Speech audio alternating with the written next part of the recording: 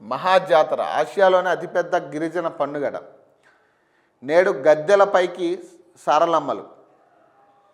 పగిడి పగిడిదరాజ్ గోవిందరాజట.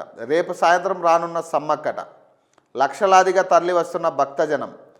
ప్రత్యేక ఏర్పాట్లు చేసిన రాష్ట్ర ప్రభుత్వం అట. 31 సాయంత్రం 16 గంటలకు అమ్మవార్ల వనప్రవేశమట. బయలెల్లిన పగిడిదరాజ అంగరంగ వైభవంగా పరిణయ ఘట్టం. పెళ్లి వాతావరణాన్ని సంతరించుకున్న పోనుగొండ్లట. భక్తులకు సీఎం రేవంత్ రెడ్డి శుభాకాంక్షలట. ఆసియాలోని అతిపెద్ద గిరిజన జాతర తెలంగాణ కుంభమేళగా పిలువబడే మేడారం మహాజాతర నేడు ప్రారంభం కానుంది. 2 ఏళ్లకోసారి జరిగే ఈ జాతర కోసం రాష్ట్ర ప్రభుత్వం ప్రత్యేక ఏర్పాట్లు చేసింది.